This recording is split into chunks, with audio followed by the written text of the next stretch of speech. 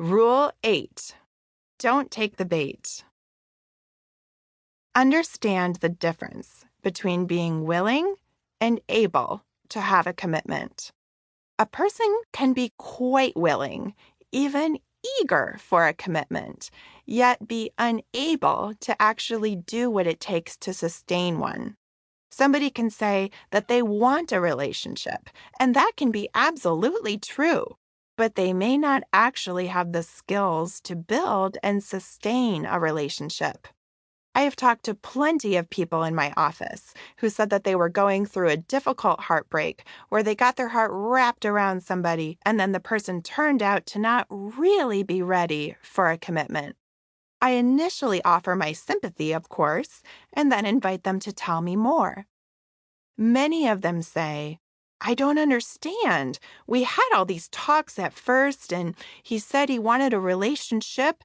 He told me about his parents and how he admires their marriage and said he definitely sees himself with somebody like me. At this point, I often explain that they need to understand the difference between being willing or wanting a committed relationship and actually being able to sustain one. It's often like the difference between genuinely wanting to be someone who goes to the gym 3 times a week on a consistent, steady basis and being someone who will actually follow through on the commitment to work out 3 times a week, even when life is hectic. So, just because somebody expresses in a very sincere or emphatic manner how much they really want a relationship, make sure that you wait until you find out by demonstration whether or not that person is actually able to do the things that it takes to sustain a good, solid, and reliable relationship before you commit yourself emotionally or physically.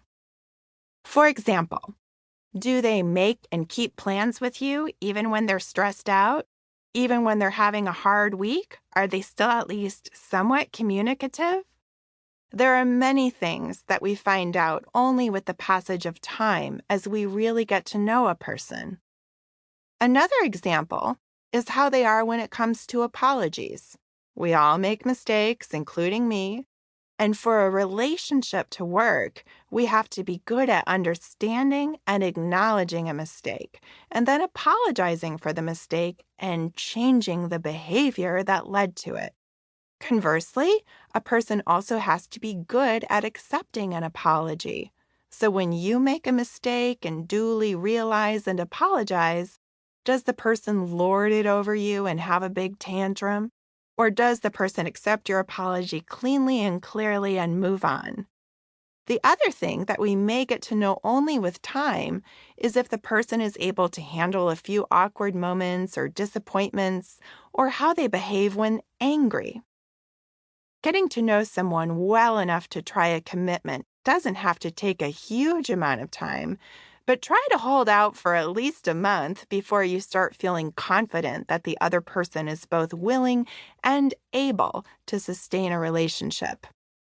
I've had many people in my office who commit to exclusivity literally after just 3 or 4 dates with somebody who seemed really great, and then they find out, maybe by date 5 or 6, that the person isn't such great relationship material, and the person in my office is in complete shock. This is why my advice to you would be to wait until you've had at least maybe 5 dates over at least a month with a person before you start to really think that you have enough information to assess if that person is not only willing, but also able to sustain a good, reliable, long-term relationship. To keep listening to this audiobook, I've left you a link in the description so you can do it at no cost thanks to Audible's 30-day free trial.